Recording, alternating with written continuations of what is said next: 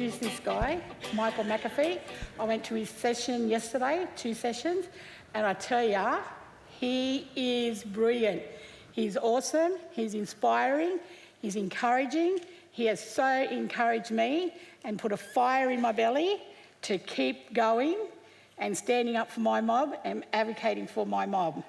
So, without further ado, my brother from across the sea, I'd like to introduce Michael McAfee. Thank you, Michael. See, I get the hug. Good morning. It's good to be back in Australia. It is a tough time in America right now. And I'm glad to be here to be able to talk to you about systems change and what it means. But I'm not going to talk to you technically about systems change. I'm going to talk to you about your person and your role and the possibility of what you can do in this nation and for our country, our countries around the world. And so when I got asked to come here, I was thinking about what would I say about systems change, because we don't seem to be doing so well right now. And I thought I would share some of those lessons because I think that they're important, because in many ways, as I'm traveling around the world, I'm seeing some of the signs of the same things. And I think sometimes we can take democracy for granted. And sometimes we end up hurting people only to discover that the world becomes too toxic for even us. And I believe around the world, that's kind of where we're at, is that we've designed a society that is increasingly not working for many people. And that is systems change. It is the design challenge. The system is the way we decide to be in relationship with each other. The institutions, the networks, the arrangements that we create that determine how we're going to thrive or decay together. And so I'm going to share some insights around systems change that I think will be invaluable, because I think that they're the path forward, whether I'm in Australia, and I've been coming back here for 5 years, so I've got a good sense of this place, but I am by no means have all of the context, but I've seen enough and heard enough to see a lot of the signs of some of the things I see in the States that are problematic. And so I'm going to share that. The first thing I want to share is I think leaders have gotten it all wrong. I think leaders have gotten it all wrong because leaders have gotten away from the most fundamental thing that privileges leaders. And that is to listen to the damn people that you're privileged to be in relationship to. And no matter where I go, our institutional leaders are not listening. And I'll give you examples of what not listening looks like. I shouldn't have to be on a stage at a conference and it's all men anymore. That's not listening. I shouldn't have to be on the stage and it's all black folks anymore. That's not listening. I shouldn't be on a stage that wasn't co-designed by people from community. That's not listening. I shouldn't be doing work in community that folks don't want me to do, but I'm doing it anyway because I got a damn grant. That's not listening. That's not listening, folks.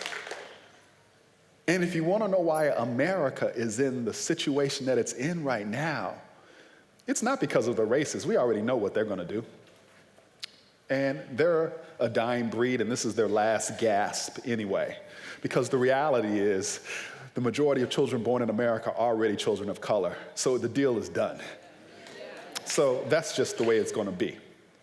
But the problem is, our institutions have been afraid to lead on behalf of the people that are the most vulnerable in our communities, the people that we've intentionally oppressed. And even more important, we've been afraid to actually say we oppressed them. So if you want to talk about systems change as a leader, the first thing is to actually center yourself and understand, who are you in service to? Who are you in service to? Every system has a purpose. That's why it exists. Every system has a purpose.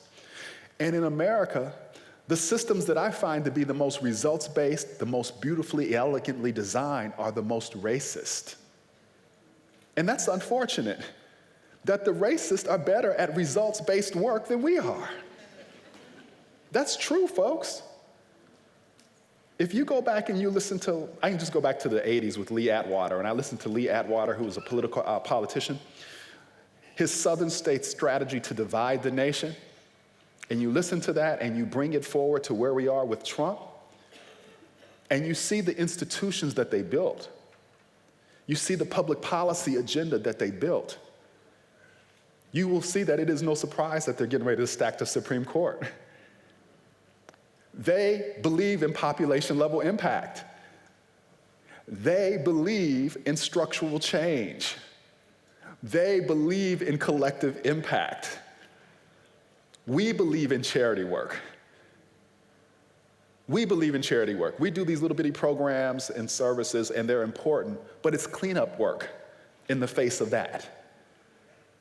It's cleanup work in the face of a juggernaut like the right, who is trying to design a nation to be destructive and oppressive.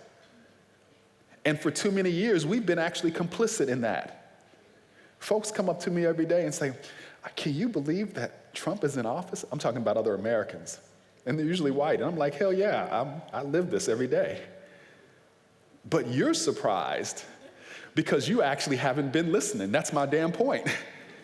You weren't listening because community people have been telling you for years, this is the pain that we feel. And what you centered in the room was, can I talk about those black folks? Can I talk about those poor folks? Will my funders want to hear that? Will the business community think it's okay? You traded your soul to be liked. You traded your soul to be in relationship. You traded your soul, you traded your nation because you were afraid to step into your leadership. The good thing about democracy is that you have these moments of destruction and renewal. And I'm sharing that story with you because Australia and so many places around the globe have an opportunity to show us a way out of it. There is great genius in this room. And that genius will only be activated if you get away from all this technical stuff for a moment and center yourselves on what is the purpose that brings you in this room? What is the purpose that you want to achieve together? And can you have the audacity not just to be bold on a flip chart piece of paper or a PowerPoint, but can you be bold in your state capitals? Can you be bold in institutions of power to speak on behalf of those folks who aren't privileged to be in the rooms that you're in? To do the work to design a society that actually works for everybody now. It doesn't have to take 20 plus years. I'm always fascinated by people who tell me to wait because change takes time. That's a wonderful statement to make when your family's not suffering. Business doesn't take 20 years to get a policy agenda passed. Why should it take a 20-year agenda for us to get that passed for children? Folks, we've been playing the wrong game. We've not been playing a systems game. And don't get me wrong. When I talk about charity work, I don't think charity work is bad. It's not a derogative term to me. Charity work is the reason why I'm standing on this stage, because people cared enough to offer supports to me that helped me get out of poverty. But the problem with charity is that it keeps opportunity too random. I made it out, but my sisters did not make it out. Charity doesn't take on the design challenge of why opportunity is too random. I want you to hold the important work of charity. Programs and services make pathways for folks every day, and that is essential work to do. But don't get it twisted. The design challenge still must be addressed as well.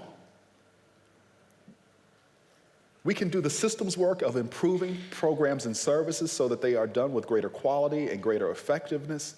And at the same time, we can design a society that is not oppressive. We can design institutions that don't hurt people. What I want you to think about today is how is your institution hurting people today? Pain is right in front of your face and you don't see it. I'll give you some examples. Just take my own journey. I think I'm about like 7 weeks into taking over as president and CEO of PolicyLink after being there for 8 years. And what's really heavy on my mind is to do exactly what I'm telling you. Actually, how do I listen? How do I listen to the most vulnerable people in our country? How do I listen to the voices of indigenous people in our nation and lift those voices up? How do I make sure that PolicyLink is a model of inclusion as an institution? And there are things that I can do today to make sure that my institution doesn't hurt folks. I could actually hire folks who actually don't go to elite schools, but are highly talented. I could choose to do that today. I could choose to make sure that women are paid just as much, if not more, than men. I could do that today. I can actually make sure folks who go by a different gender preference have a safe space at PolicyLink and are acknowledged. I can do that today. I can make sure I don't make more than 5 times what the lowest person makes at PolicyLink. I can do that today. The reason why I'm telling you what I can do today is because I'm already authorized as an institutional leader to do mostly anything that I want to do. The question is, what will I do? And too often, our institutional leaders, when it comes to making these important decisions, we act like we have no agency, but we do. We make decisions every day. In America, in our institutions, as an example of how the right has beaten us at our own game, it takes us 20 years to find one person of color to hire. It takes us 20 years to get one person of color on a board. It takes us 20 years to find one woman that can serve in a C-suite. How can you get mad at the right if this is how we are performing? That's unacceptable, folks. That's not systems change. That is just gross malpractice. That's not systems change for it to take that long when you already can make the decisions.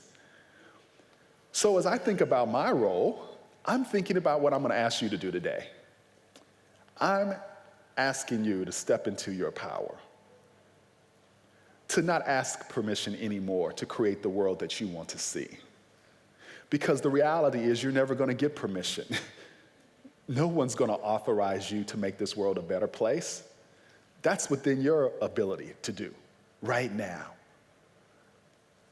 I want you to use Change Fest as that catalyzing moment where you made a critical decision in your life. You made a decision that you were actually going to listen to the most vulnerable, that you were going to serve the most vulnerable. And you were going to live by the standard of being able to answer the question when you lie in bed at night, is anyone better off because of my service? It's the only question that matters. Is anyone better off because of your service? And I want you to get honest about the scale of your impact. I want you to be honest about the scale of your impact. I want you to be honest about the power of your dreams. How many of you all have big dreams in here? How many of you all are afraid to tell people your dreams because you know they'll laugh at you, think you're crazy?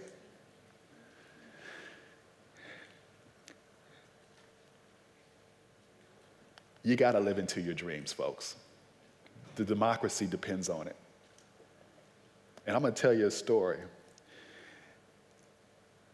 Because every time I live into my dreams, good stuff happens for me. Every time I don't, bad stuff happens.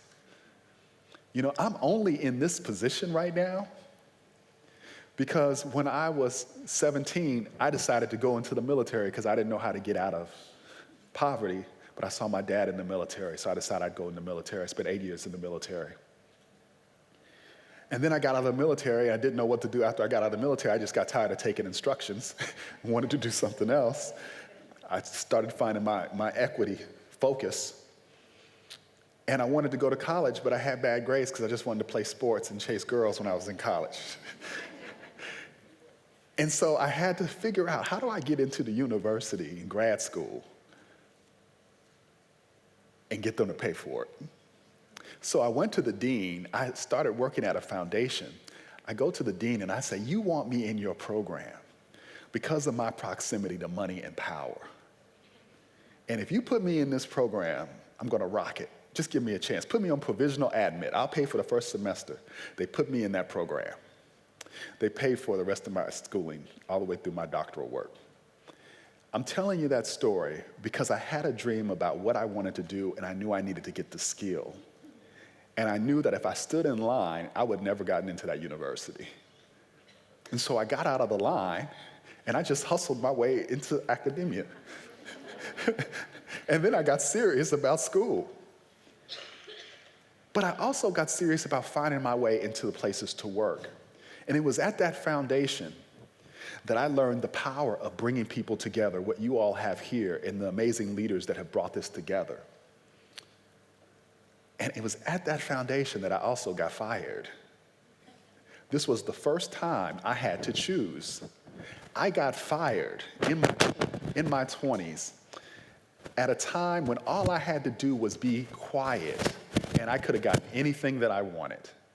I could have gone to the White House. I was making nearly $100,000 in Kansas City, Missouri, in the Midwest in the 90s. That is really good money, especially coming from poverty. And I had the audacity to expect that after-school programs and the like for poor kids would be of the same quality as those of us who had money to pay for stuff. And I wrote a report that asked one simple question on the cover of the report. It said, would you put your children or grandchildren in programs that perform this way? I thought I was doing the right work. I'm using my brain, I'm using data, I'm showing what's not working, I'm holding people accountable, and my board looked at me and said, really good job, and wanted to bury that report. And I gave it to the Kansas City Star. That was strike one. They then wanted to go after a sales tax to pay for after-school supports, an $80 million sales tax to put it on the ballot. I go out and I started organizing gang members and others, and we get all this stuff done to get the package ready. And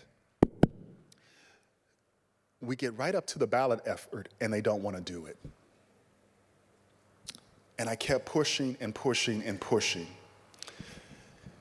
And ultimately, the board decided that they had to fire me because they couldn't control me.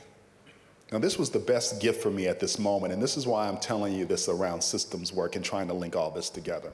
I got actually fired because I knew who I served.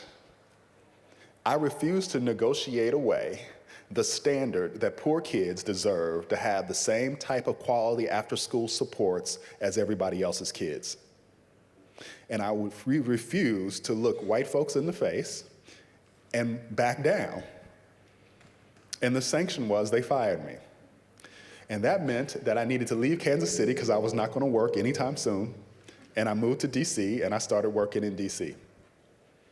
I ultimately ended up getting a fellowship with Harvard and the US Department of Housing and Urban Development, and that's how I got my career back on track.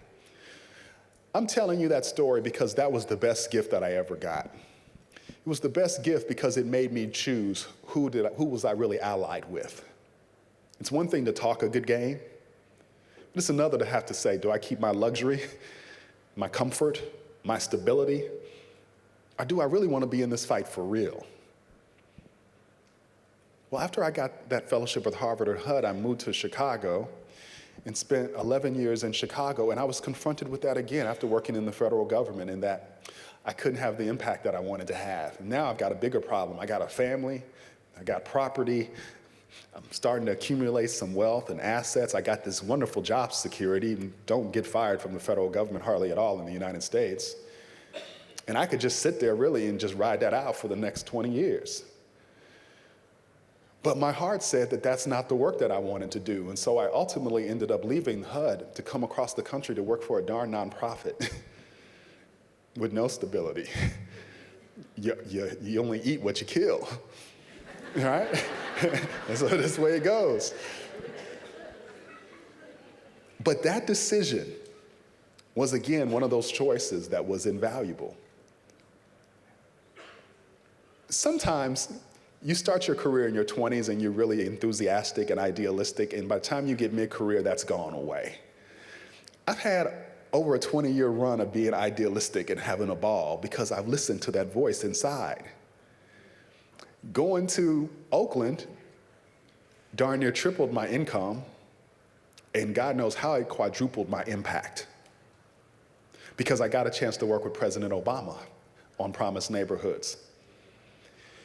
And in that work, trying to make it results-based is how I found my voice at the national level around quality and systems, et cetera. And what I'm sharing with you today comes out of what the last 8 years at PolicyLink, because Promised Neighborhoods taught me something.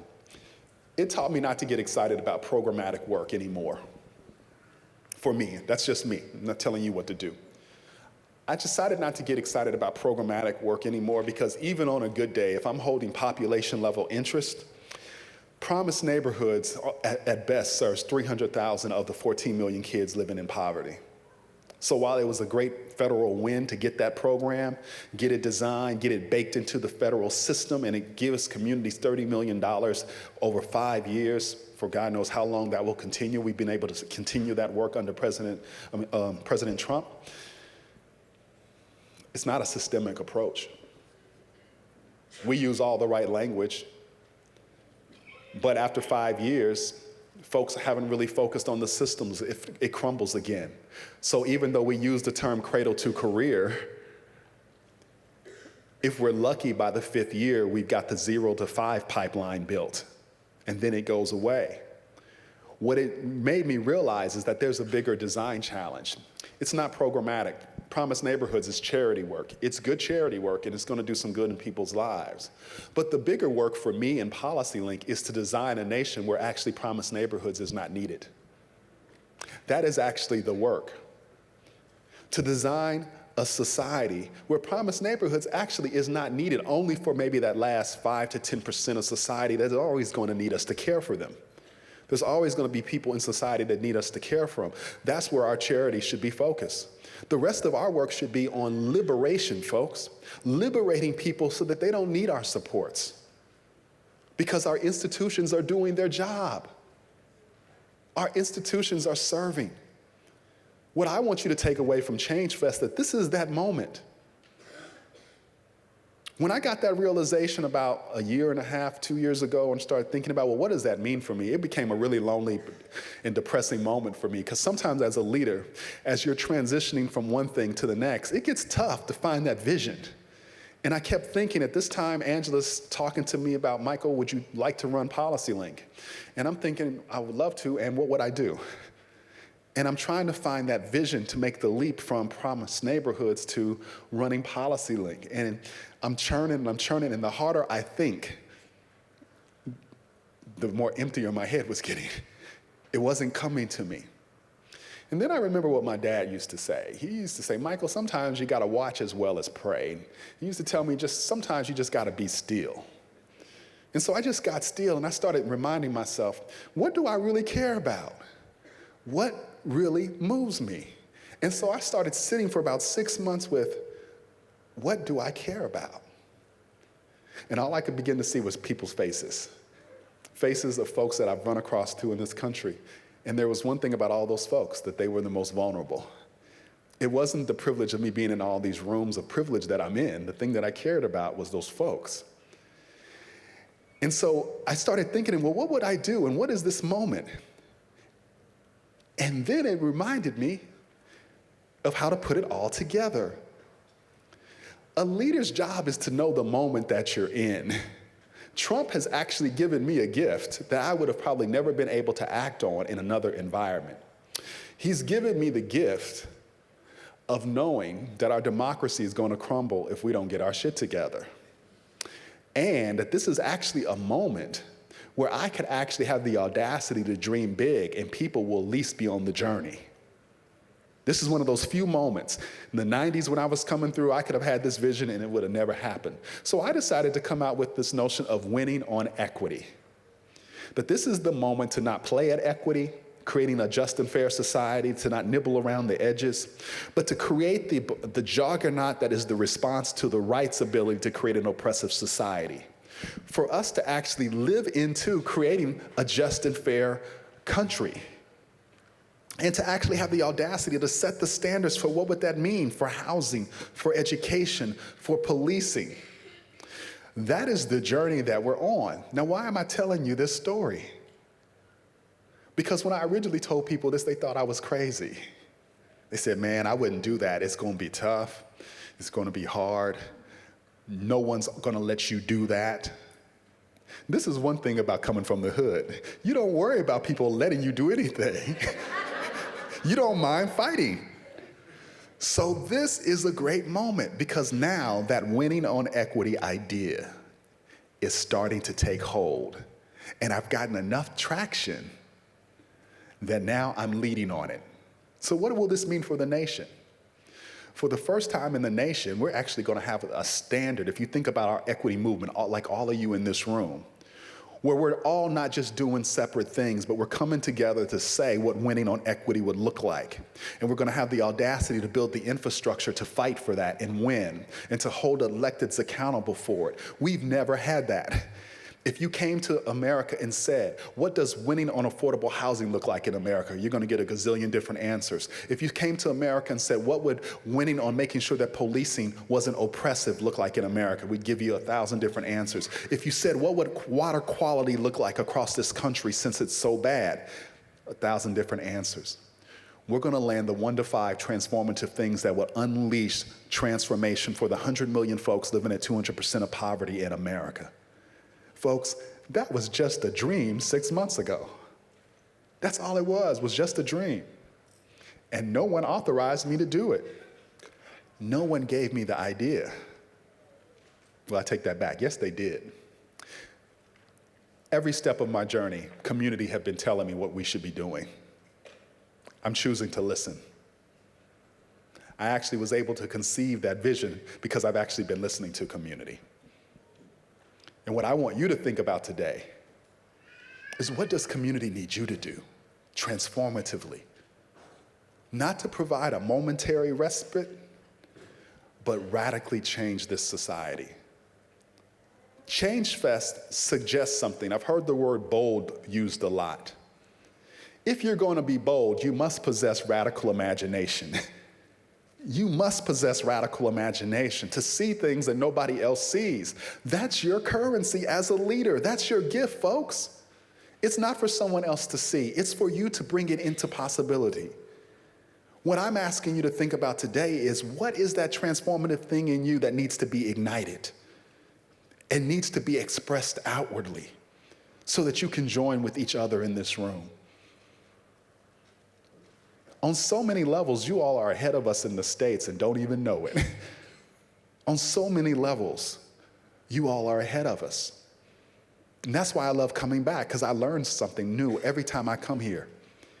And what I want you to think about is, do not blow this gift that you have. You have a nation that can get things done. You've got an infrastructure that is solid. You've got relationships that will get things done. And this is not a moment for you to think small.